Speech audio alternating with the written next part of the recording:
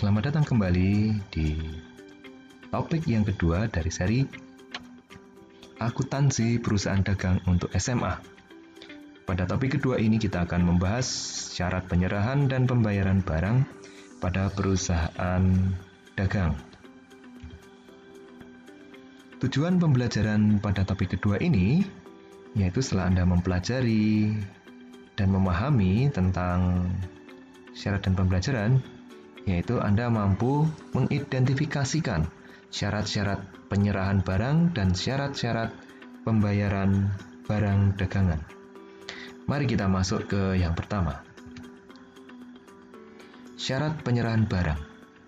Syarat penyerahan barang itu merupakan kesepakatan atau terjadi antara kesepakatan pembeli dan penjual mengenai tempat serah terima barang yang diperjualbelikan.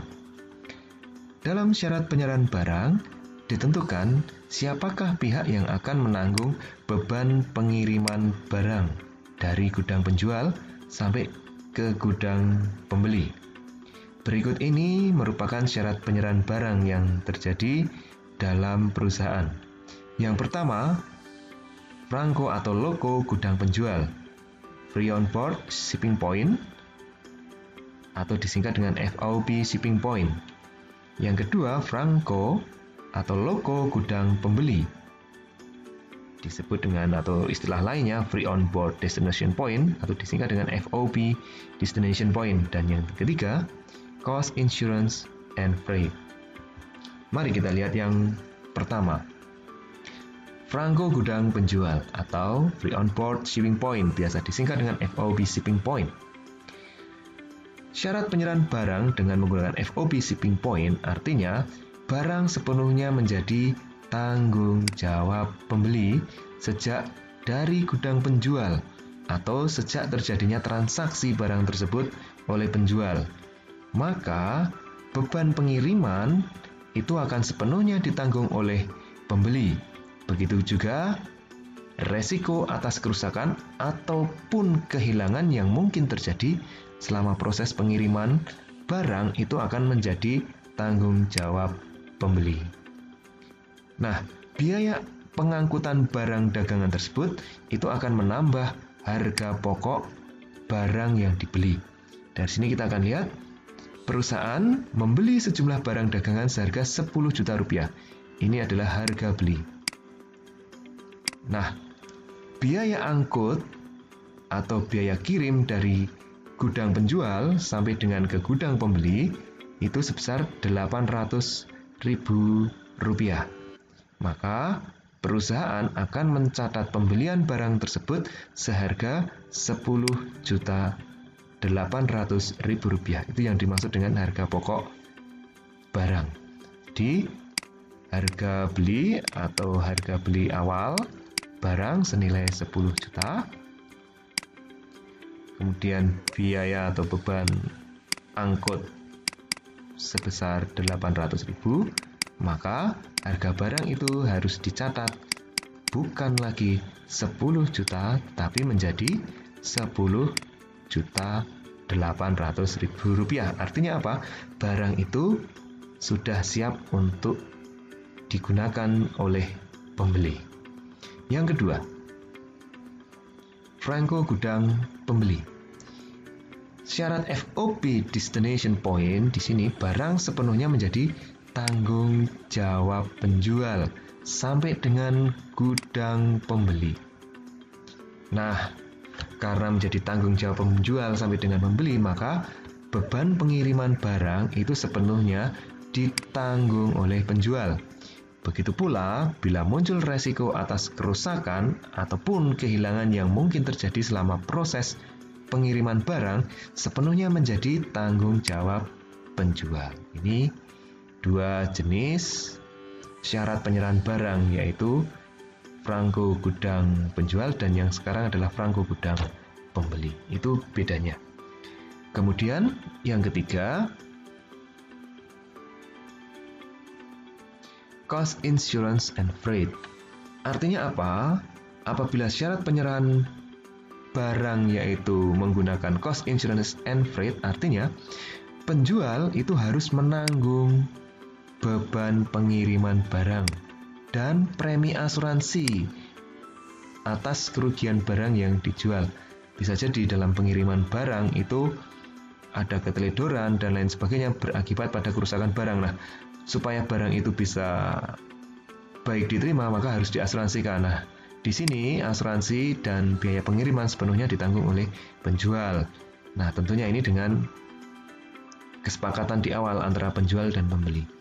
Nah, syarat CIF ini biasanya dilakukan pada transaksi ekspor dan impor. Nah, sekarang kita akan melihat atau kita akan membahas tentang syarat penyerahan barang sudah, yaitu syarat pembayarannya bagaimana. Syarat pembayaran merupakan mekanisme tata cara pembayaran harga barang yang dibeli. Nah, biasanya pada umumnya itu ada dua cara pembelian barang dagangan. Yang pertama itu dilakukan secara tunai dan yang kedua dilakukan secara kredit. Nah, syarat pembayaran ini seringkali dicantumkan pada bukti-bukti pembayaran, itu dicantumkan. Nah, ini disepakati oleh kedua belah pihak. Siapa? Yaitu penjual dan pembeli, atau biasa disebut dengan produsen dan konsumen, tetapi kita lihat adalah penjual dan pembeli. Mari kita lihat contohnya. Nah, dalam akuntansi itu mengenal spesifik syarat-syarat pembayaran ini.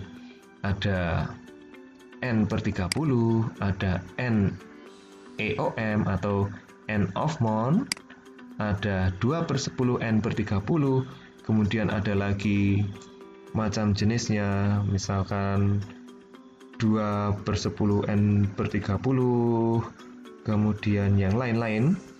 Nah, atau 2/10, 1/15 N/10, dan lain-lain, atau 2/15 N/30 dan lain-lain. Tapi kita lihat maknanya dulu. Nah, di sini ada 3 bagian. Yang pertama, kalau kita lihat ada 3 bagian. Yang pertama adalah potongan. Jadi dalam syarat pembayaran itu akan ada potongan pembelian atau potongan penjualan. Ya, pasti ada diskon, ada potongan. Dan yang kedua ada jangka waktu potongan. Nah, dan yang ketiga ada jangka waktu pelunasan. Nah, dalam syarat pembayaran paling tidak akan memuat salah 2 dari 3 hal ini. Bisa jadi 3, bisa jadi 2, atau salah satu saja pun bisa. Yang pasti syarat pembayaran itu akan memuat, bisa jadi memuat potongannya berapa persen, memuat jangka waktu pelunasannya, atau jangka waktu untuk mendapatkan potongan itu berapa lama, dan jangka waktu pelunasan atas pembelian barang itu berapa lama. Mari kita lihat contoh yang pertama. Ini ada N/30. N ini di sini menunjukkan potongan. Nah, di sini ketika dituliskan N, maka ini tidak ada potongan. Nah, kalau hanya demikian maka tidak ada potongan. Sedangkan 30 ini menunjukkan jangka waktu pelunasan. Nah, kalau kita lihat syarat N/30 artinya apa? Bahwa pembayaran seluruh harga barang dagangan dapat dilakukan selambat-lambatnya 30 hari sejak tanggal faktur atau sejak terjadinya transaksi. Contoh, misalkan pembelian itu dilakukan pada 1 Januari.